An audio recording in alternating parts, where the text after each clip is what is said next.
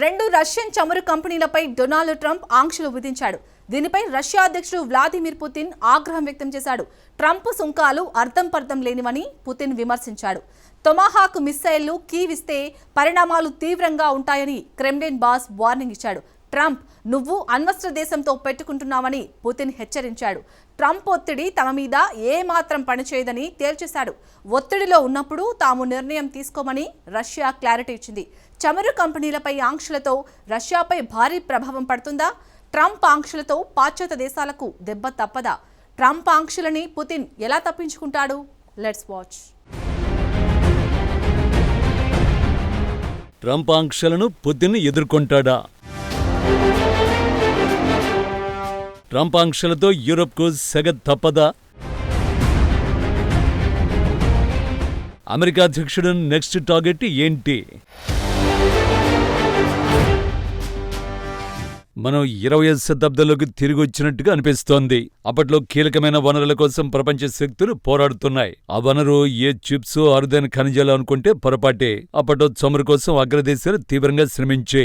నిన్న Donald Trump రెండు Russian చమురు సంస్థలైన రోజ్నెఫ్ట్, లుకాయిల్ పై ఆంక్షలు విధించాడు. కానీ ఇంకా అమల్లోకి రాలేదు.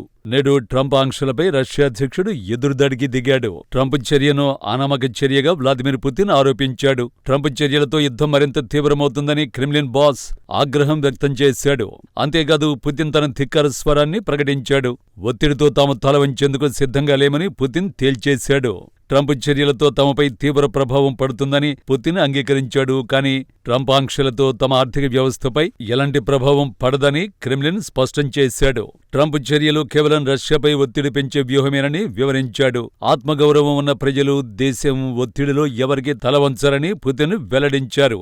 నిజానికి ట్రంప్ వినడానికి ఇష్టపడని పదాలు ఇవి. ట్రంప్ లక్ష్యం కేవలం పుతిన్ చర్చలకు వచ్చేలా ఒత్తిడి చేయడమే. కానీ రష్యన్ అధ్యక్షుడు మాత్రం అందుకు సస్యమిరా అంటున్నాడు.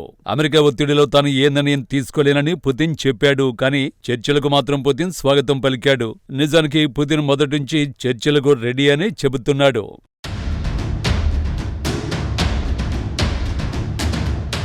కేవలం చర్చల ద్వారా మాత్రమే యుద్ధాన్ని ఆపగలమని పుతిన్ పిలుపునిస్తున్నాడు. కానీ తమ డిమాండ్ను మాత్రం తప్పకుండా అంగీకరించాల్సిందేనని రష్యా అధ్యక్షుడు పట్టుబట్టాడు. అమెరికా ఒత్తిడితో తాను ఏ నిర్ణయం తీసుకోలేనని పుతిన్ చెప్పాడు. కానీ చర్చలకు మాత్రం పుతిన్ స్వాగతం పలికాడు. నిజానికి పుతిన్ మొదటించి చర్చలకు రెడీ అని చెబుతున్నాడు. కేవలం చర్చల ద్వారా మాత్రమే యుద్ధాన్ని ఆపగలమని పుతిన్ పిలుపునిస్తున్నాడు. కానీ తమ డిమాండ్ను మాత్రం తప్పకుండా అంగీకరించాల్సిందేనని రష్యా అధ్యక్షుడు పట్టుబట్టాడు. అయితే ట్రంప్ సంగతి ఏంటి? పుతిన్ వచ్చే నెలలో బుడాపెస్టు కలిసేందుకు ట్రంప్ అంగీకరించాడు. కానీ ఈ మీటింగ్ను ట్రంప్ ఆపేస్తున్నట్టు ప్రకటించాడు. నిజానికి వైట్ హౌస్ సైతం మరిన్ని చర్చలకు స్వాగతిస్తోంది. అయితే ఇప్పుడు అందరిలోనూ 3 సందేహాలు వ్యక్తమవుతున్నాయి. ఇరువైపుల నుంచి చర్చలకు సానుకూలంగా ఉన్నప్పుడు ఎందుకు సమావేశం అవడం లేదు? ట్రంప్ ఆంక్షలను ఎదుర్కొనేందుకు రష్యా సిద్ధమవుతోంది. నెక్స్ట్ ట్రంప్ ఏం చేయబోతున్నాడు? అమెరికా అధ్యక్షుడు స్పష్టమైన ఫలితాల కోసం ఎదురుచూస్తున్నాడు. బుడాపెస్ట్ మీటింగ్తో కాల్పుల విరమణ సాధించాలని ట్రంప్ ఆశించాడు. యుద్ధ క్షేత్రంలో దళాల్ని స్తంభింపు చేయాలని ట్రంప్ ప్రతిపాదించాడు. అందుకు ఉక్రెయిన్ అంగీకరించింది. కానీ పుతిన్ మాత్రం తిరస్కరించాడు. అందుకే ట్రంప్ సమావేశాన్ని వాయిదా వేశాడు. బుడాపెస్ట్లో యుద్ధానికి పరిష్కారం లభిస్తుందని ట్రంప్ ఆశించాడు. పుతిన్ మాత్రం మరో విధంగా ఫలితాలను ఆశించాడు. అయితే అమెరికా ఆంక్షల్ని రష్యా ఎలా ఎదుర్కొంటుంది? నిజానికి లేటెస్ట్ డేటా రష్యా బ్యాడ్ టైమ్ను సూచిస్తోంది. రష్యా జీడీపీ వృద్ధి రేటు 0% నమోదైంది. దానర్థం రష్యా ఆర్థిక వ్యవస్థ స్తబ్దుగా మారింది. సో దీనిపై రష్యన్ సెంట్రల్ బ్యాంకు ఎంట్రీ ఇచ్చింది.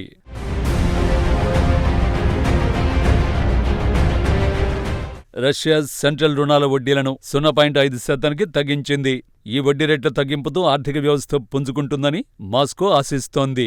ట్రంప్ విధించిన ఆంక్షలు కూడా సెకండరీ ప్రభావమే ఉంటుంది.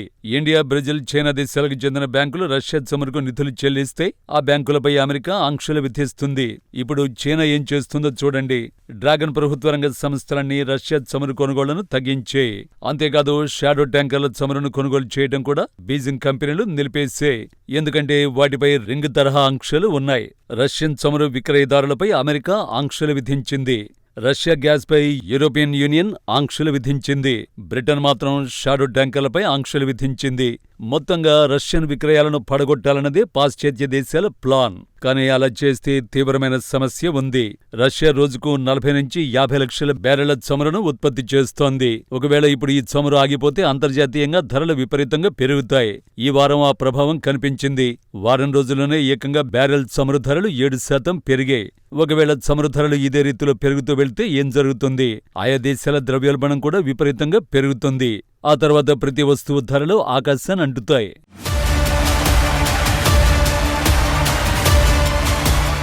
ఇది రెండు వైపులా ఘర్షణలతో కూడిన యుద్ధం. నిజానికి ట్రంప్ ఆంక్షలతో రష్యా ఆదాయం పూర్తిగా దెబ్బతింటుంది. అదే సమయంలో అమెరికా మిత్ర దేశాల్లో ద్రవ్యోల్బణం కూడా పెరుగుతుంది. అయితే నెక్స్ట్ ట్రంప్ ఏం చేయగలడు? ఆన్ పేపర్ రష్యాపై అమెరికా అధ్యక్షుడు మరింత ఒత్తిడిని పెంచొచ్చు. సో ఆ పని ట్రంప్ ఎలా చేస్తాడు? ఉక్రెయిన్కు టొమహాక్ క్రూయిజ్ క్షిపణులను ట్రంప్ విక్రయించొచ్చు. ఈ ఆయుధం కోసం ఉక్రెయిన్ అధ్యక్షుడు జెలెన్స్కీ తీవ్రంగా ప్రయత్నిస్తున్నాడు. టొమహాక్ మిస్సైళ్లు కీవ్కు అందితే రష్యా లోపలి భూభాగాలను కూడా ఉక్రెయిన్ టార్గెట్ చేసుకోవచ్చు. ఇక్కడ కూడా మళ్లీ ప్రమాదం ఉంది. తాజాగా దీనిపైన పుతిన్ సీరియస్ గా రియాక్ట్ అయ్యాడు. రష్యన్ భూభాగంపై టొమహాక్లతో దాడులు జరిగితే యుద్ధాన్ని తీవ్రతరం చేయడమేనని పుతిన్ హెచ్చరించాడు. రష్యన్ భూభాగంపై లాంగ్ రేంజ్ ఆయుధాలతో దాడులకు దిగితే ప్రతిస్పందన చాలా తీవ్రంగా ఉంటుందని పుతిన్ తేల్చి చెప్పాడు. బలమైన తీవ్రమైన పరిణామాలు తప్పవని పుతిన్ హెచ్చరిస్తున్నాడు. ఇక్కడ అసలు ప్రశ్న ఏమిటంటే ట్రంప్ రిస్క్ చేయగలడా? యుద్ధాన్ని ముగించాలన్న ట్రంప్ ఉద్దేశం నిజానికి మంచిదే. కానీ అందుకు అతడు అనుసరిస్తున్న ప్రక్రియనే సమస్యలకు కారణమవుతోంది.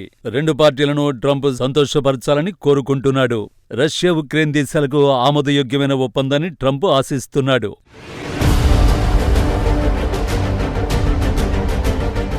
నిజంగా రెండు దేశాలు ఒప్పుకునే ఒప్పందం సాధ్యమేనా?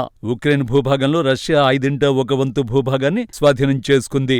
ఆ భూభాగాన్ని వదులుకోవడానికి పుతిన్ ఇష్టపడ్డం లేదు. ట్రంప్ ఉక్రెయిన్ గ్రౌండ్ రియాలిటీని అర్థం చేసుకోవాలి. యుద్ధంలో కోల్పోయిన భూమిని తిరిగి చర్చలో పొందడం అసాధ్యం.